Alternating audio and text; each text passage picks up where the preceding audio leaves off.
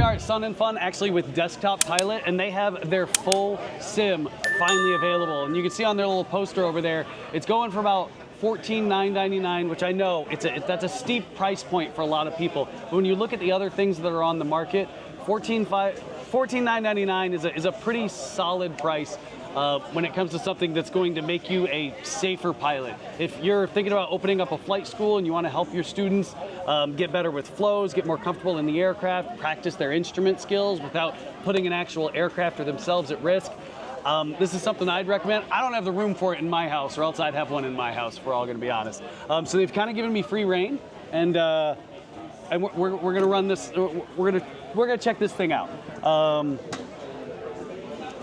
All right, it's not bad. You know, it's about what you'd expect from a spring-loaded control system.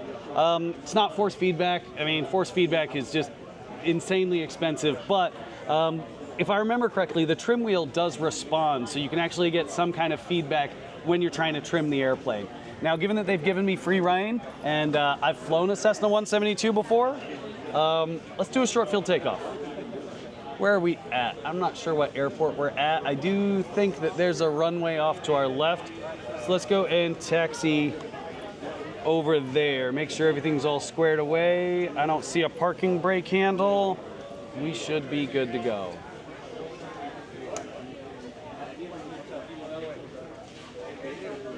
All right.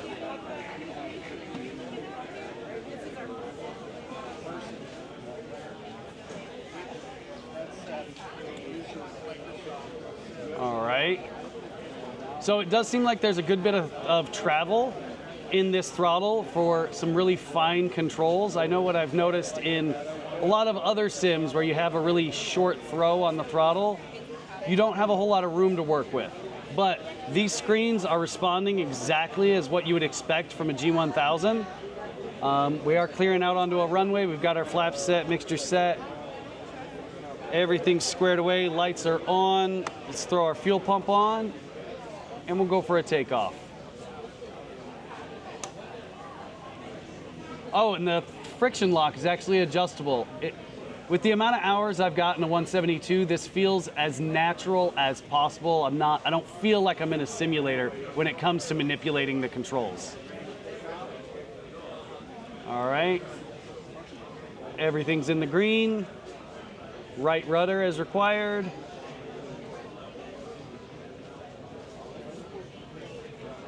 Airspeed's alive.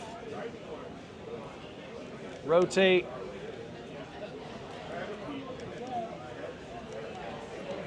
And we're up, and that feels good. Like, maybe the pitch spring could be a little stiffer, but that's like a small gripe. And from what they told me is a lot of people here at Sun and Fun have made that complaint that the pitch does feel a little light, so they have the intention of updating the pitch spring. There we go. Now, as you can see, I actually get trim indication changes on this wheel. That's exactly what you would expect in a 172. Oh, we're in Vegas. Okay, I know where we're at now. Now, let's see if we can actually access the systems pages like you would expect in a Cessna 172. So we're here in systems. There's reset fuel, increase fuel, decrease fuel. So things like lean assist don't seem to be in there, but that might be a simulator problem, not a Desktop's Pilot problem. But the exhaust gas temperature is responding right there exactly like you would expect it to.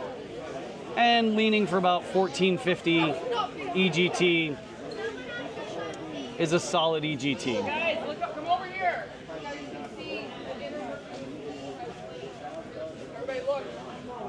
I'm happy with this. I would have no qualms about picking up one of these to teach students. Now, just so you guys are aware, that $14,999 is, it's just this with the screens, with the controls. You do have to supply your own TVs, but let's be honest, Target's got TVs for $500. So if that's the deal breaker with you, maybe look for a different system. So here we are, power idle. We're slowing the airplane down. We can go flaps 10 below 110. I do love that we get actual indications of our flaps on the sim. Below 85, we can go flaps full. Let's give it a little slip.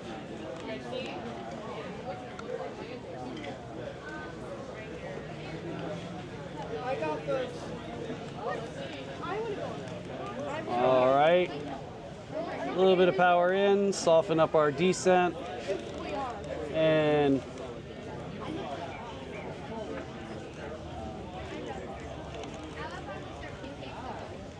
I've had better landings. But it did do a pretty good job of representing my poor landing technique. So I wouldn't even be too ashamed of trying to use this to help students practice landings. Let's look for a parking brake. Because normally the parking brakes, it is exactly where you expect it to be, where it is in the airplane. Hey, I didn't set off the ELT, so it couldn't have been that bad of a landing.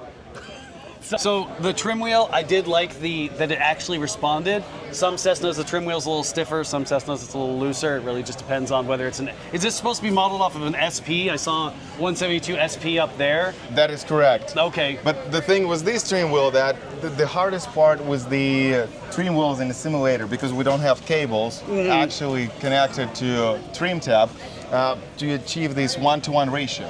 And this thing is exactly what we have. It's 1-to-1 ratio, and it's so easy to trim out your aircraft. And then you go, you're climbing, you can trim it out. You'll straighten a level, trim it out again, and you go. So it's 4-man autopilot. Yeah. And this is an incredible thing. Now we have this adjustment of a friction lock. So let's say if you want it to be a little stiffer, adjust it. Okay. It's the regular hacks. And the sensitivity knob, this is what we will provide the functionality that you don't have to go to controls, the settings, controls, and play with the sensitivity there. That's awesome. Right there on the fly. Okay. By default, it goes 1-to-1 ratio. So it's not even something you want to do, but hey, if you got used to some other operations, maybe it's 1.5-to-1, 2.1, that's what you can do without stopping the sim. Yeah, and I mean, I'm not gonna lie, I took off and immediately muscle memory from the years of flying a Cessna kicked right in, and I was like, this is exactly what it's supposed to be. This is exactly what it's supposed to. Yes.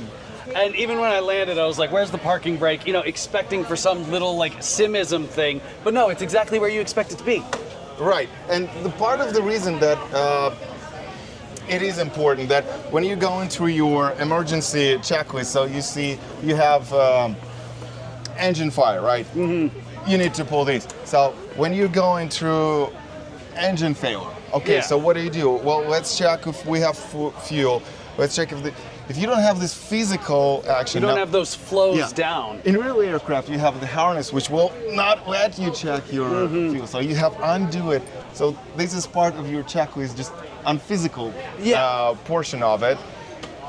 And with the you asked about the pop-up circuit breakers. I do want to. That is what is happening. Okay. Oh, whoa! What happened?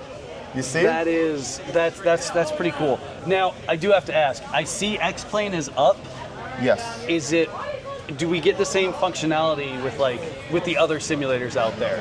So I don't want to call any names, but I'm sure we can you know which one I'm talking about, right?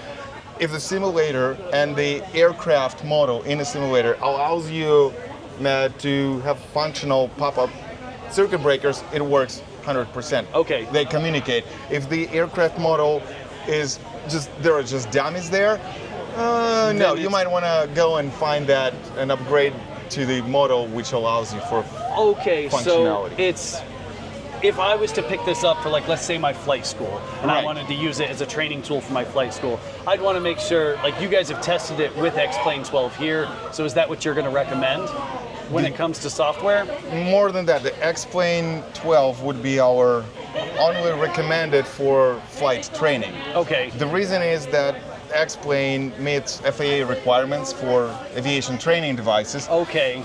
So you want to make sure that once you start it, there would be a message. It's a self-test program which tells you, hey, okay, we have frame rate, we have all the equipment detected.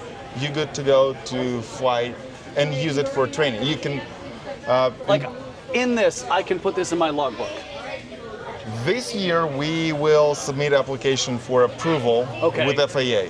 Now it takes half a year, give or take, will take. it might take sometimes 9 months maybe, but we will do our best. Now, hardware-wise, everything was designed and built to meet FAA requirements. So we don't expect many more recommendations from FAA, but hey, we'll see how they like everything, and if they would come up with some suggestions, we will improve that. What comes to hardware, we're pretty fast on replacing anything. If it's software, it's even faster. Yeah. I expect that by the end of 2025, we would be able to provide advanced aviation training devices, the flight schools, and just regular pilots. Once you have that letter of approval from FAA, you can work on your IFR currency, so your 6.6s, intercept, hold, 6 approaches within 6 months.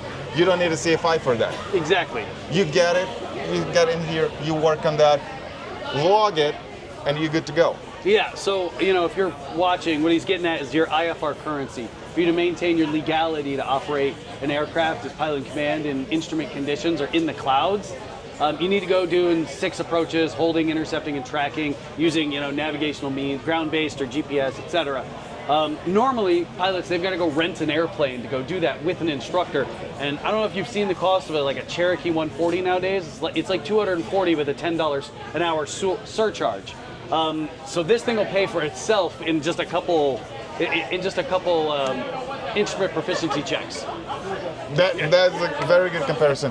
And then if you need to log your training, either it's private or instrument, commercial, then yeah, you call your CFI and say, hey, let's agree on certain per hour rate. Yeah. You get him a seat right next to you. Yeah. Right, and X-Plane will provide you with instructor's operation station, where they can drop different weathering, different failures without you knowing. So me standing behind my student, so he doesn't see what am I doing, so he doesn't know. And let's say I'm turning off oil pressure. Yeah. Now, if he doesn't pay attention to oil pressure, in about 5 to 10 minutes, would he notice rough engine? Maybe yes, maybe not. If he won't, engine will die in about 10 minutes, and now he's about to have forced landing, and that's another good test and to see the risk management and decision making on the student or actual. Yeah, with a tool pilot. like this, you can obviously simulate. You can put people in conditions that you're never going to want them to actually experience in real life. Like I've taught in the Airbus, and of course, we never want to actually experience an engine failure in real life. But we want to make sure our pilots are trained to accomplish those tasks in the event that it ever happens. And with a tool like this that actually matches the airplane, you know that they're not, for lack of a better way, winging it. Right. Not only that, because we have replica of G1000. What is going on? We highly recommend using third party such as PilotEdge.net, and that they provide you with the live ATC, who they hire trained, well-paid controllers, and now you fly your non-towered, towered Alpha. Alpha if you're IFR, Bravo Charlie Delta. And you get your communications and airspaces practice. Yeah. And 100% necessary. Yeah, and what he's getting at is there's a company called PilotEdge that they offer simulated ATC, and they're actually paid and trained. I know as an instructor, I'm not paid or trained as ATC, so when I'm trying to provide clearances to students, sometimes they're a little rough. So PilotEdge in partnership, well, not necessarily in partnership, but PilotEdge with like a desktop pilot setup for your students would make it so that you're not practicing instrument conditions or instrument stuff in a completely simulated environment. I know when I was going through my instrument training, we were in Phoenix, and Phoenix never wanted to talk to a student pilot. They're like, no, go away, we got airliners to deal with. So with something like Pilot Edge and Desktop Pilot, it puts the student a little bit more in the actual instrument scenario, so that by the time they get that instrument certificate, they're not scared of talking to Vegas approach. They're not scared of talking to Phoenix departure. And not only that, they're not lost in the foreflight. Yes. So again, because the foreflight, if you learn how to use foreflight on a go, on a flight, it's heads down, your CFI is screaming at you, your ATC might screaming at you, and foreflight is more complicated than it looks like to begin with. But again, you can connect X-plane to foreflight, and even more, then you can actually test your configuration of the foreflight with all the data the foreflight provides you, what you really need when you actually fly. So this platform allows you to do all of that, the ATC practice and foreflight practice. And now again, if you're a private pilot, you really want to figure out, so let's say you have an instruction, you're flying 270 and here's the instruction, turn left, fly 180, expect left downwind runway 19er. What? Yeah, like, what does that mean? Where is it in the space? And you still have to build that mental picture, and that's where you can actually do that safely without any stress, real flight stress induced on you. And I know I love sims because they have a pause button. So when students end up, that's your pause button. I love it. I love that it's right there and accessible. So many, it's this weird obscure button like hidden back here or something. It's one button and you talk to your CFI and you listen, and then you choose to continue. You continue on, and that is great because you end up with scenarios where you rattle off this really long clearance to a student and they're like, oh my God, I'd never get that. So you pause it and you break it down, you draw the pictures, you make sure that they have a really good understanding, and then you unfreeze it and continue on. Right? It's awesome. It's awesome. Well, I really appreciate you letting me take a swing in it and have a little bit of fun with it and talking to me about it. My pleasure. Stop by anytime if you need more practice. Yeah, it's been a little while since I've been at a Cessna, so my landing was just a little rough. But it's a great tool. And again, as any aircraft, it takes some time to transfer. Yeah. You from 172 you go to Pipers. You want to fly maybe with a CFI just for some time to make sure that you know exactly. You feel that aircraft. Yep. Your pilot certificate is a certificate to learn. Yeah, and I'm sure that after 1 hour here, your landings would be smooth. Perfect. Awesome. Well, thanks for talking to us. My pleasure. Thank you. Have a good day. Can I get that back from you? So, we have gathered a little bit of a crowd. I didn't realize I was giving an impromptu flight lesson. So, everybody who's watching, thanks for showing up. And make sure you check out Desktop Pilot. I'll try to put a link below so that you can check out this system or any of the other things that they're offering. I do think they currently have a sale here at Sun and Fun. But as always, keep it cheesy.